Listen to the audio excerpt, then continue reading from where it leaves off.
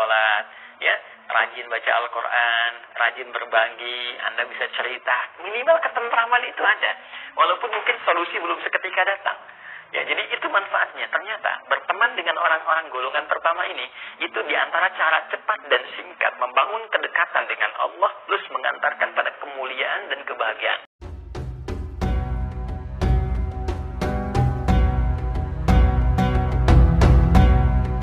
Kalau jama' disebut dengan muttaqin.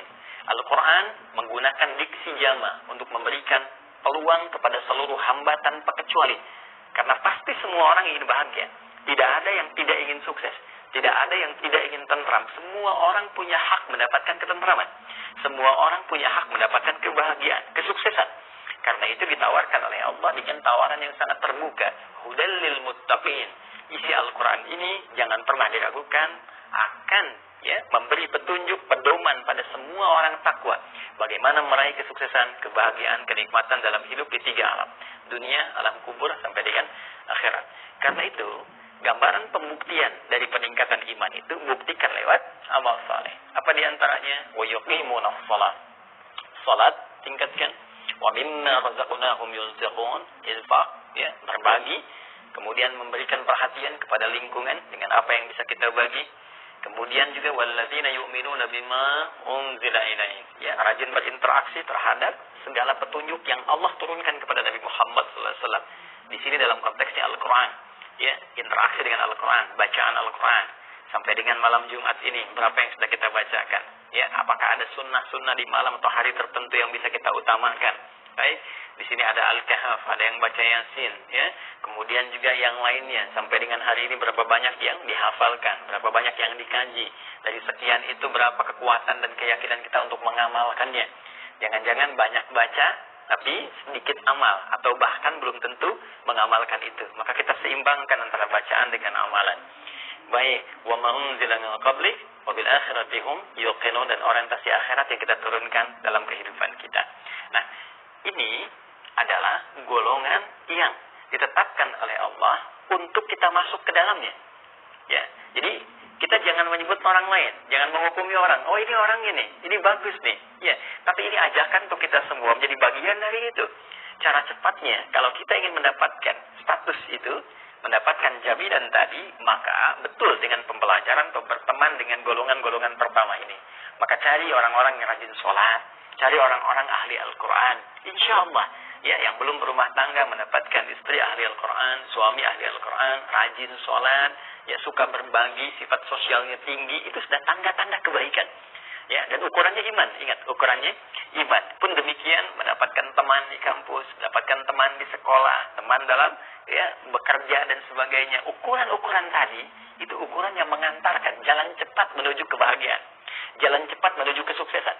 Anda di satu divisi sedang susah, tiba-tiba mendapatkan teman yang tadi ngajak sholat, rajin baca Al-Quran, rajin berbagi, Anda bisa cerita, minimal ketentraman itu ada.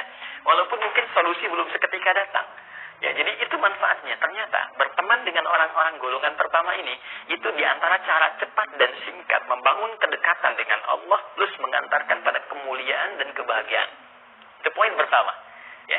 Yang kedua ada antitesisnya yang pernah saya sampaikan, paradoks dengan golongan pertama, yaitu golongan kedua. Golongan yang menutup diri, menutup hubungannya dengan Allah Subhanahu wa Ta'ala, sehingga seluruh bagian informatif dari tubuhnya tidak berfungsi dengan maksimal. Baik pendengarannya, baik penglihatannya, pun demikian dengan pencernaan akalnya. Bahkan yang paling berbahaya, khatamallahu ala qulubihim. Hatinya, pikirannya seakan terkunci, karena perilakunya. Wa ala sam'ihim, pendengarannya pun susah mendengar nilai-nilai kebaikan. Wa ala absarihim ghishawah, bahkan pandangannya sulit menatap nilai-nilai kemuliaan.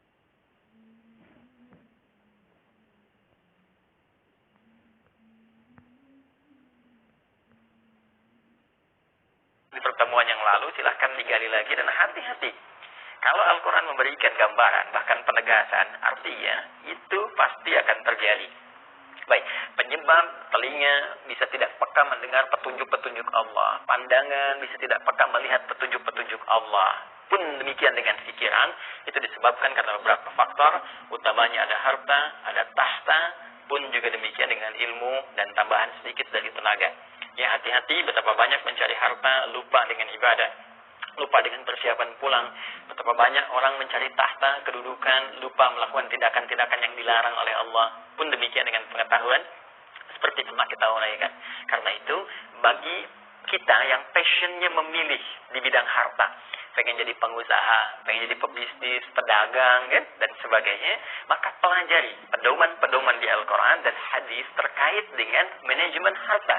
Ya, keluarkan misalnya manajemen bisnis dalam Al-Quran dan hadis, keluarkan ayatnya, keluarkan hadisnya, kemudian tilawahi. Ya, jangan jauh-jauh dulu. Dulu zaman Rasulullah SAW demikian, ngaji, jalan ngaji. Tapi ayat-ayat spesifik sesuai dengan profesi, itu yang diturunkan jadi sebuah kurikulum dalam kehidupan. Jadi passion, memilih apa yang akan kita kerjakan, itu disupport dengan akar spiritual yang kuat. Sehingga dengan itu pendampingan Allah terhadap aktivitas kita, itu selalu abadi. Mengiringi setiap titian aktivitas kita. Ya, karena itu cara paling cepat, seperti yang pernah saya sampaikan. Keluarkan ayat-ayatnya. Bahkan memulai dengan tilawah itu. Ya, kita mengkaji sebelum mengeksekusi. Adaptasi dulu dengan ayat-ayatnya. Adaptasi dengan pengetahuan hadisnya, pelajari tantangan-tantangannya. Kalau saya buka usaha begini, ya tantangannya seperti apa, gambarannya bagaimana, solusinya seperti apa, jalannya seperti apa. Setelah dipelajari, lalu kemudian mulai bertawakal kepada Allah, berdoa, minta diberi kemudahan, ikhtiar dengan cara yang benar, lalu tunggu hasilnya. Fa idza faraghta fansab ila rabbika farghab, berharap akan kemuliaan yang Allah telah janjikan. Bahasanya janjikan, kan? Dan pasti diarahkan.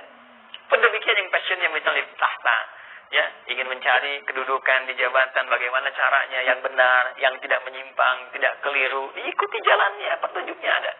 Pun demikian lengkap sekali. Di kedokteran ada, di pendidikan ada, kan? Hampir semua passion yang didapatkan dalam kehidupan di muka bumi ini, petunjuknya ada. Pedomannya lengkap.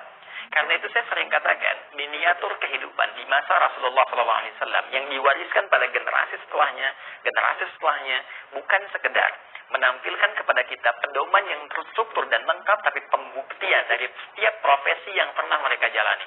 Lihat, sahabat-sahabat Nabi yang diwariskan kemudian pengetahuan yang didapatkan dari Nabi kepada generasi setelahnya. Para tabi'in, melahirkan siapa saja. Ya, bukan sekedar ulama-ulama hebat dalam pendidikan syariah. Yang ahli fiqih, ahli tafsir, ahli hadis, itu tak terhitung jumlahnya. Dan karyanya luar biasa. Jangan bayangkan kondisi sekarang, yang mudah menemukan komputer. Ya, ada printer, bisa ngetik, bisa ngeprint sendiri, sekarang bisa bicara, direkam, keluar dalam bentuk tulisan, langsung diprint. Tidak. Dulu orang dengan pengetahuan yang sangat dahsyat, wawasan yang sangat luas. Tapi sarana dan prasarananya terbatas. Ya, coba lihat penerangannya bagaimana, tintanya seperti apa. Tapi silakan cek. Berjilid-jilid kitab yang bahkan bisa temukan, ya, kita dapati sampai hari ini. Perhatikan manuskrip-manuskrip yang sampai kepada kita. Bagaimana tinta-tinta itu digunakan dengan sangat luar biasa. Ya, bagaimana dengan keterbatasan cahaya bisa menulis berjilid-jilid kitab. Kitabnya itu bisa ukuran cukup besar. Ini saja yang Ibnu Katsir rahimahullah, ya, yang ukuran seperti ini ada lebih besar lagi. Ada yang segini, ada yang segini. Ya, berapa halaman dibuat, berapa jilid, itu baru satu karya. Ada yang nulis 600 kitab. Satu kitab, satu judul yaitu 600 karya. Satu karyanya bisa puluhan. Ya, bahkan belasan jilid gitu. Itu sangat luar biasa. Ya, ada yang pengusaha, asetnya sampai sekarang masih ada. Ya, ada yang aktif di bidang jabatan misalnya, di birokrasi ada. Sampai dikenang sampai dengan sekarang. Sukses kepemimpinannya. Ya, ada juga kemudian ya di bidang-bidang yang lain, teman-teman sekalian. Ya, ada di usaha, di bisnis, asetnya ada. Di bidang birokrasi, di militer, lengkap semuanya. 12.000 sahabat Nabi, 38-nya panglima, pengusahanya ada, birokrasinya ada, ya, dan seterusnya. Ya, pun demikian dengan pengajar, tipikal kita dalam usaha, yang di kebun ada, yang bertani ada, gitu. Ini semuanya ada.